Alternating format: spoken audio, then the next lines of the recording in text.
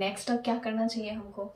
तो देखिए, चाहे एग्ज़ाम ख़त्म हो, लेकिन हमें तो ये नहीं पता कि क्या रिज़ल्ट आने वाला है, क्या नहीं आने वाला है। हाँ, हमने किया है, आपने जिसने भी अच्छे तरीके से किया है। देखो भाई, मैं अपना ऑनेस्टली रिव्यू का वीडियो मैंने नहीं बनाया था, इसलिए मैंने नहीं बनाया था क्योंकि बहुत सारे लोग बना रहे थे। तो मैंने सोचा क्या ही वीडियो बनाना, लोग सोचेंगे व्यूज़ के लिए, मुझे ये सब नहीं करना था। मैं ऑनेस्टली बता रही हूँ, मैं ये सब नहीं करती हूँ। मैंने अब ये सोचा है कि अब तो जो एग्ज़ाम था वो तो हो गया, ठीक है। अब क्या करना चाहिए, अब हमें नेक्स्ट प्रिपेयर करना चाहिए।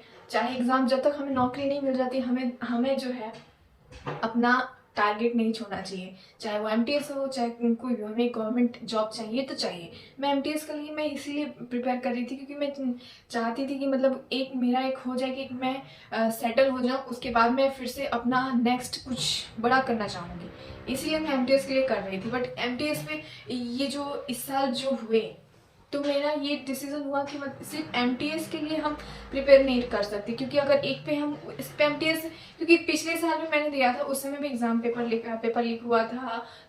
उस समय तो एग्ज़ाम होने का उतना वो नहीं था, पोस्टपोन नहीं हो रहा था एग्ज़ाम।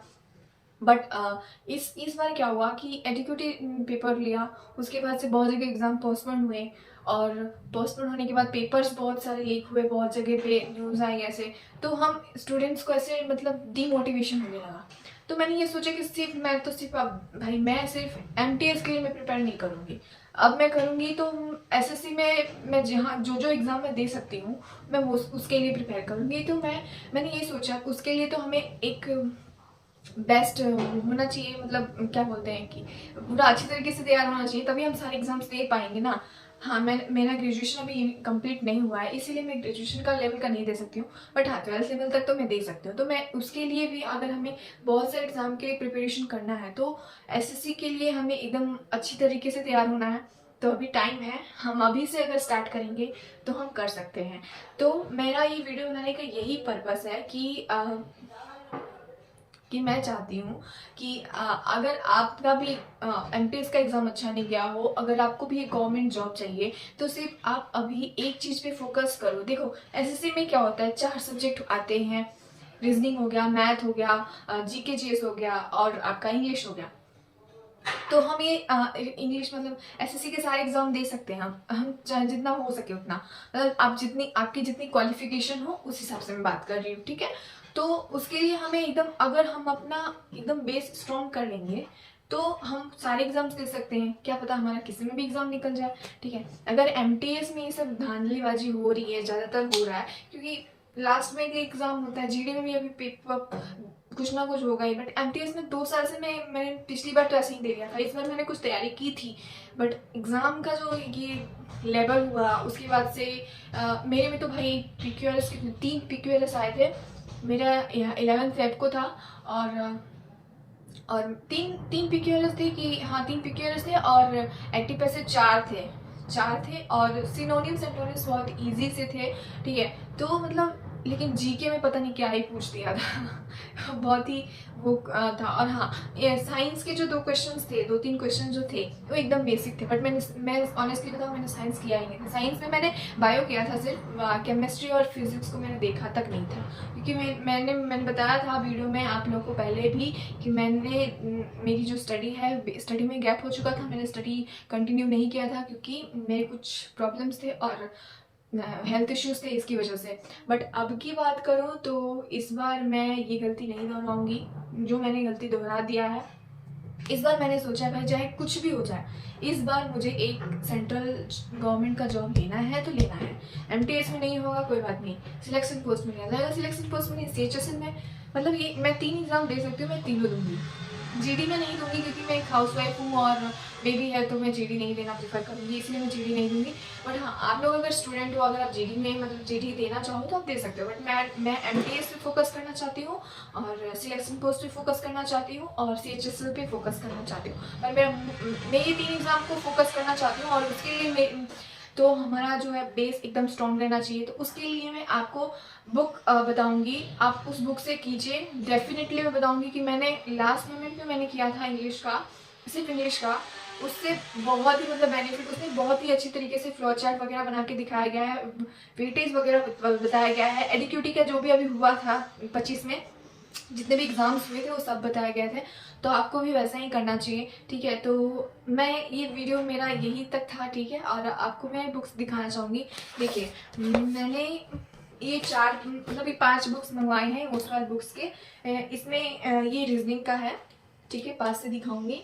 ये रीजनिंग का है, इसमें एकदम अच्छी तरीके से एकदम मतलब क्या बताऊँ मैं, एमटीएस का हो गया, आप चाहे सीजीएल का कर रहे हो, सीएचएसएल का कर रहे हो, स्टेनो सीपीओ, जो भी एसएससी के एग्जाम्स आप आते हैं, दिल्ली पुलिस का है, ये जो भी है आप इससे आराम से कर सकते हो। इसमें देखो मैं आपको बताऊंगी। ये देखो, ये चैप्टर वाइज दिया गया है, कितने वेटेज आते हैं सितंबर टू नवंबर में, मतलब कितने 2024 में कितने क्वेश्चंस आए थे कि ये सब्जेक्ट के, मतलब ये चैप्टर्स के, उसमें बताया गया 3 क्वेश्चंस आए थे मतलब, और 23 में 1 क्वेश्चन आए थे। ये सब मतलब इसमें एकदम अच्छी तरीके से बताया गया कि मतलब इस क्वेश्चन मतलब ये चैप्टर से कितने मार्क्स के पूछे गए हैं, कौन कौन से साल में, ये सारे सब्जेक्ट मतलब सारे सब्जेक्ट में ऐसे ही बताया गया, चाहे मैथ हो, रीजनिंग हो, जनरल नॉलेज मतलब जीके जीएस हो, और आपका इंग्लिश हो। जीके जीएस का तो कोई अलग करने का जरूरत ही नहीं है यार, बस आप फाउंडेशन बेस देख लो और इसे कर लो, बस मैं तो यही बोलूँगी, देख लो।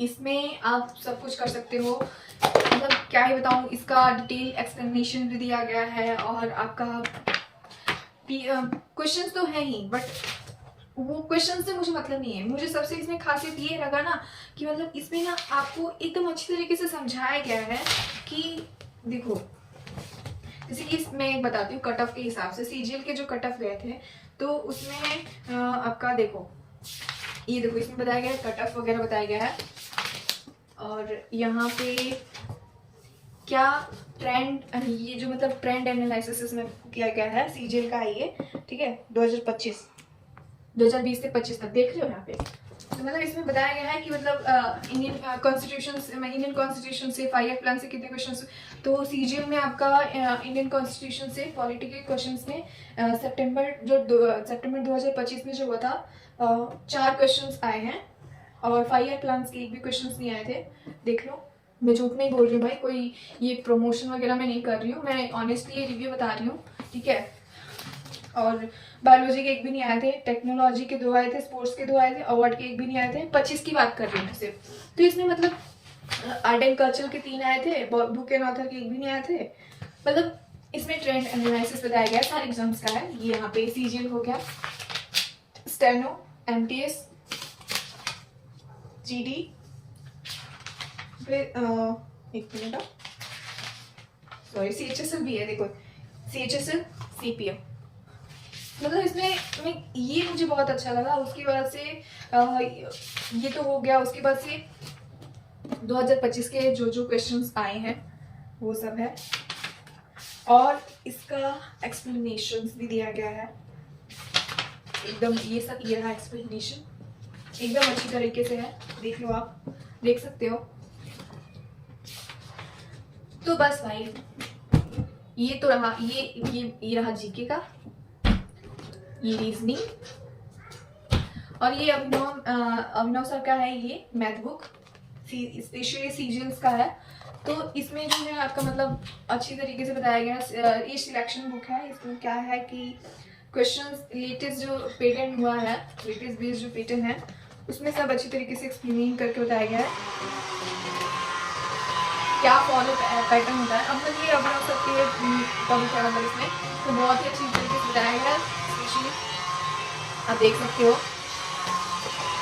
ये रहा मैथ और ये रहा इंग्लिश। पहले मैंने इंग्लिश को मंगवाया था, मैंने आपको पहले बुक में बताया था, वीडियो में बताया था, मैंने पहले इंग्लिश ही यूज़ किया था क्योंकि मेरे पास एक प्रीवियस एक बुक था, ठीक है, वो मेरे पास बुक था, बट उसमें क्या था ना कि उसमें अच्छी तरीके से एक्सप्लेनेशन नहीं किया गया था ग्रामर का, चाहे कुछ भी। मैं कोई भी चीज़ अगर मैं क्वेश्चन गलत करती थी ना, उसका एक होता ना कि हाँ ये क्यों गलत हो रहा है, तो देखो भाई इसमें एक्सप्लेनेशन किया गया है, ये देख सकते हो। तो मुझे इसका ये बहुत अच्छी तरीके से अच्छा लगा, प्लस इसमें फ्लो चार्ट करके बताया गया है सब अच्छी तरीके से। भाई मुझे बुक पर्सनली बहुत ही अच्छी लगी थी, तो इसलिए मैंने क्या किया कि ये चार बुक और मैंने मंगवा लिया है। तो अगर आपको भी चाहिए तो लिंक डिस्क्रिप्शन में है, आप यहाँ मेरी लिंक को मतलब कॉपी कीजिए और मेरा कूपन कोड यूज़ कीजिए, उस पर आपको डिस्काउंट मिलेगा और पढ़ना स्टार्ट कीजिए क्योंकि अभी हमारा टाइम नहीं गया है। होप नहीं छोड़ना है और स्टडी पे फोकस रखना है, बस मैं यही बोलना चाहूँगी, ठीक है। और best of luck for your future. और क्या ही बोलूँ भाई, मैं तो अब चलिए स्टार्ट करने क्योंकि मेरे बुक्स आ चुके हैं और मुझे पढ़ाई भी करनी है। सो बाय बाय, टेक केयर।